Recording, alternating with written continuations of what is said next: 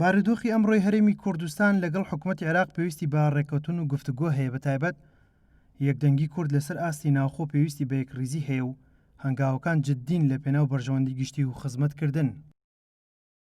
بەڕای شارەزایانی بواری سیاسی دەبێت کورد سیاسەتێکی ڕاست بەرجەستە بکات لە پێناو بەرژەوەندی گشتی و بە جۆرێک ڕێکەوتن و متمانەی نێوان هەردوو لا بەتایبەت ئامادەکاری بۆ هەڵبژاردننی پێشوەختە بکرێت. پێشوەخت کە هەم لە ئەو تۆقیتەی کە بۆی دانراوە لە کاتێکی نەگونجاوە لەگەڵەوە کاتەیە، هەم لەبەر ئەوەی لایەنە پەیوەندیدارەکان وەکو وەزارەتی تەختید وەکو وەزارەتی ناوخۆ وەزارەتی بەرگری ئەمانە هیچیان نەکردو بۆ تعداد و هەروەها بەڕێوەبەرایەتی تعدادی واتە سەرژمێری عامی هەموو عێراقیش سەرژمێری تەواوی نەکردووە. وەجگەل لەم کارانە کە ئەمە هەموو کاری فەنین و پێویستی بە کاتێکی زۆر هەیە، جگە لەم کارانە چەندین ئەرقەلەی کە لە پێش هەیە وەکو ئەرقەلەی مادی و ئەرقەلەی سیاسی و لایەنە سیاسیەکان ڕێکەون و شێوەی لیست و هەروەها ئەو یاسای ئینتیخابات تاوەکو ئێستا هەڵبژاردن تاوەکو ئێستا لە پەرلەمانی عێراق تێپەڕی نەکردووە. لەبەرەوە ئەمە کۆمەڵێک هۆکارن، لەبەر ئەم کۆمەڵە هۆکارە هەڵبژاردننی پێشوەخت کاتێکی زۆرتری دەوێت لەوەی کە تعدید کراوە. ئەندامێکی ئەنجومەنی نوێنەرانی عێراقەوە دەخاتە ڕوو هەر هەنگاوێک بۆ بەرژەوەندی گشتی بێت پێویستە، چونکە بارودۆخەکە وا دەخوازێت هەنگاوەکان خێرابن لە پێناو تێپەڕاندنی ئەم بارودۆخە.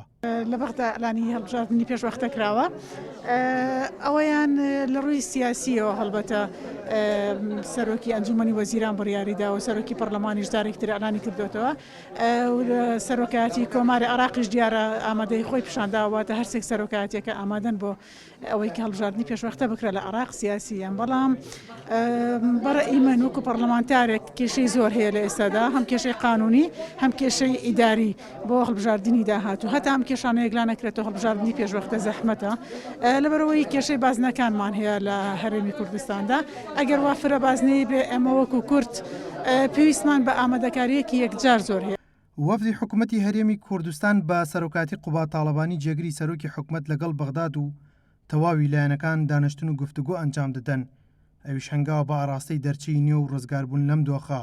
لای خۆشیەوە لاهور شێخجەنگی هاوسەرۆکی یەکێتی نیشتیمانی کوردستان لە پەیامێکیدا تاکیدی کردەوە کە یەکێتی نیشتیمانی کوردستان سوورە لەسەر ڕێکەوتنی حکوومەتی هەرێم لەگەڵ بەغداد لە پێناو دابیکردنی شایستەدارایەکانی موچەخۆرانی هەرێم. ئەحمەد ئیسماعیل گەلی کوردستان، سلێمانی.